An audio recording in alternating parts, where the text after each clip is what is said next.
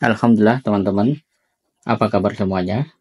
Jadi suatu waktu ketika malam masih sunyi, saya bertemu dengan buku Lembaga Budi, karya Buya Hamka. Dia memberikan ulasan tentang hewan-hewan di antaranya, hewan yang ada di sekitar kita. Dan ternyata Buya Hamka mengamati dengan sangat baik. Pertama adalah ayam, tepatnya induk ayam. Ada apa? Meski induk ayam itu lemah, tapi kalau ada yang mengganggu anak-anaknya, seketika dia akan menantang. Induk ayam itu lupa akan kelemahannya. Rasa tanggung jawab melindungi anak-anaknya lebih dia utamakan sehingga dia akan menantang siapapun yang mengganggu anaknya, bahkan meskipun itu seekor gajah sekalipun. Bahkan dia rela bertaruh nyawa. Nah, kalau kita perhatikan dengan baik, kita pasti akan teringat tentang bagaimana pemimpin negeri kita. Apakah mereka telah lebih unggul dalam membela rakyat daripada ayam membela anak-anaknya? Pada sisi lain, kita juga akan prihatin mengapa ada orang yang membunuh anaknya, membuangnya, dan tidak mau merawatnya.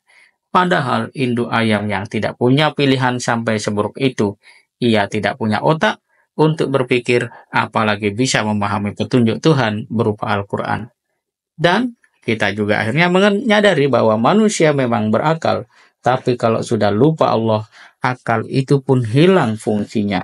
Hidup jauh lebih lecak dari binatang ternak.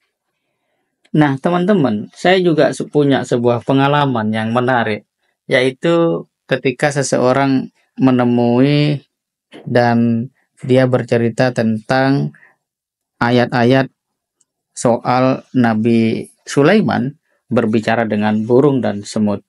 Itu kata dia, ya dia memberikan sebuah tanda kutip tafsir bahwa ayat itu menunjukkan kepada kita bahwa sebagai seorang muslim kita harus mampu mentransformasikan, berkomunikasi ya terkait nilai-nilai ataupun pesan-pesan dakwah kepada siapapun.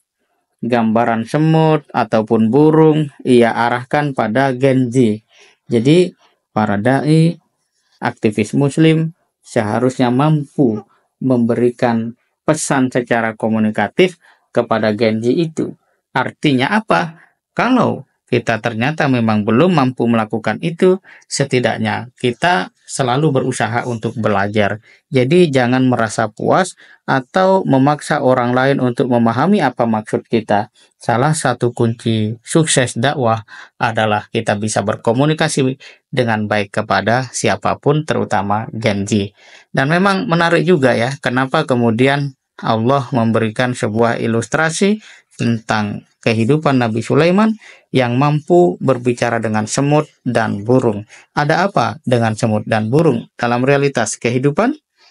Maaf, tadi saya sebutkan ilustrasi. Itu adalah fakta yang Allah ungkap di dalam Al-Quran. Tentu banyak hikmah dan ilmu yang bisa kita dapatkan di dalamnya. Lebih jauh, teman-teman, kita akhirnya dapat memahami bahwa Allah memerintahkan kita untuk sering belajar, memperhatikan dengan seksama kondisi sekitar, temukan makna, ambil hikmah, dan melangkahlah secara progresif. Kedua, hiduplah dengan ilmu. Meski ilmu itu seakan sederhana, tapi itu kita peroleh dari sekitar kita. Kalau kita bisa menjelma atau ilmu yang kita peroleh dari sekitar itu bisa menjelma sebagai karakter hidup yang baik dan kokoh, maka kita bisa menjadi manusia bermanfaat, berpikirnya lurus, bertindaknya tulus. Saya kira itu teman-teman untuk pengkajian ringan pada kesempatan ini. Semoga Allah memudahkan hati kita memahami sekitar dengan baik. Dengan itu kita pun tumbuh menjadi manusia dengan kebermanfaatan yang besar bagi seluas-luas umat manusia.